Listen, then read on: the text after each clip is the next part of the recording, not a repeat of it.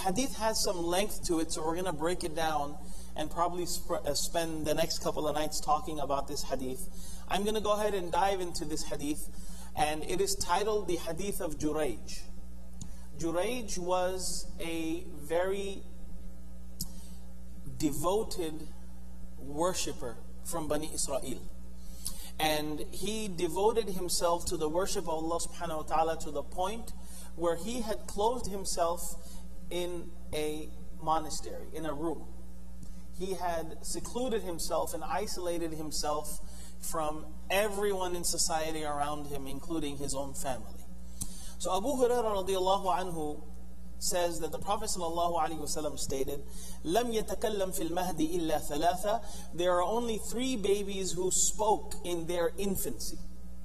Now, this hadith combined with other ahadith indicate that, and we learn and understand stories from the Prophet ﷺ that indicate babies talking in their infancy.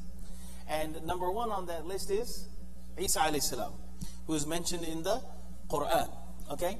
Now, in this particular hadith, there is mention of 3. Actually, the hadith talks about 3, but only mentions 2. But altogether, there are 7 infants who spoke about. And inshallah, if we get the time, I'll kind of squeeze that in there over the couple of nights. Isa ibn Maryam was صاحب Jurayj, and the companion of Jurayj. وَكَانَ جُرَيْجٌ رَجُلًا عَابِدًا. Jurayj was a devoted worshipper of Allah subhanahu wa ta'ala.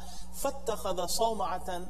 To devote himself to Allah's worship, he established a sawma'a. Sawma'a, aka monastery. He was a hermit, a little room, a little shed that he used to stay in. فَكَانَ فِيهَا. He used to always stay in there. فَأَتَتْهُ أُمُّهُ وَهُوَ يُصَلِّي. Now something came up, and his mother needed something from him. She came to visit him while he was praying. فَقَالَتْ يَا Jurayj. As he was praying, she said, Jurayj beta. Now that beta part's from me. Okay? So, oh Jurayj. فَقَالَ يَا رَبِّ أُمِّي وَصَلَاتِي.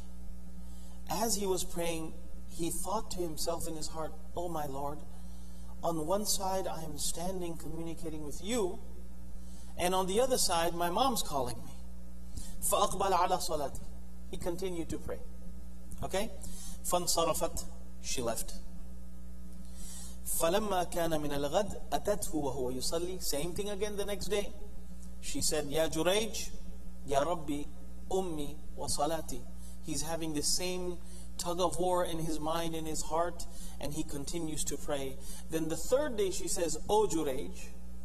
Now, he's not in a 2-story house, right? Hey Jurayj. Okay, maybe he didn't hear me. No, it's a sawma'a. She walks in, he's there, he's praying. Jurayj. And again, he goes through the same thing.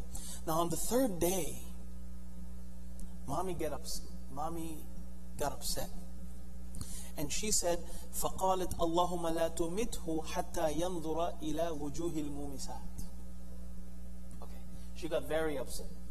Now, when you're in a sawma'a, okay, Jurayj, the purpose of that is to isolate yourself.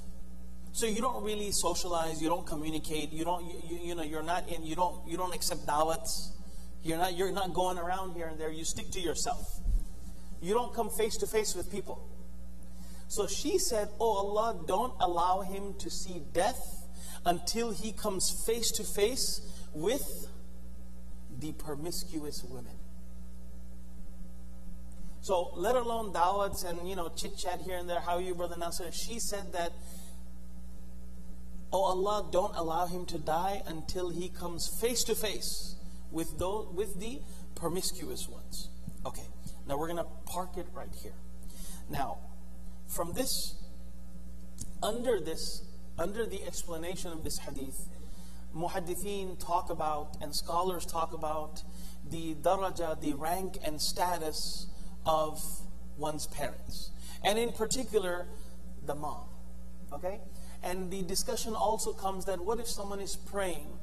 And so one thing that is understood, that if someone is praying regardless of any prayer, whether it's nafila or fard, and someone calls on you due to an emergency, then there is no doubt about it's common sense that one must immediately break their prayer to attend the need of that person. Whether the person is an adult, whether it's a baby or a child that you see or you feel is going to be in danger, you discontinue your prayer and eliminate that danger, get that person out of the woods, and then you redo your prayer.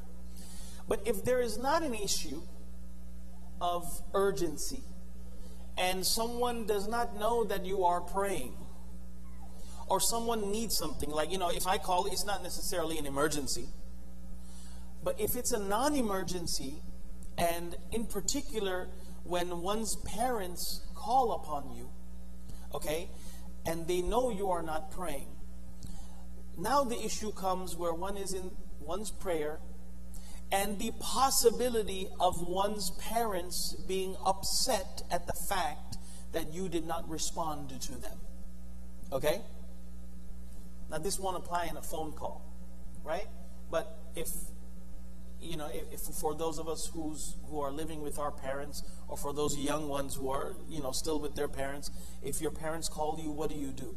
If you feel and sense that there is some urgency, not emergency, but urgency, then the fuqaha explain that you wrap it up quickly, right? If you're reading Surah Baqarah, park it to the side and wrap it up. Or you are allowed to recite with voice to inform someone that you are engaged in prayer. Okay? So if someone's in trouble, you break it immediately. If you don't sense that there is trouble, you try to wrap it up. Okay? So these are things that fuqaha mentioned. And if your mom calls you with your full name, if your mom says, how many know this general rule? Like in my house, if my wife says, Jamal, Behzad, Bashir, where are you? You are in trouble.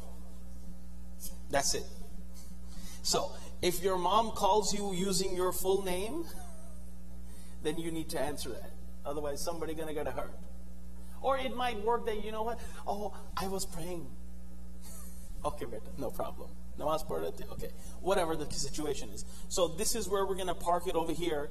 And by the end of the story, as the story unfolds, you are going to find out how powerful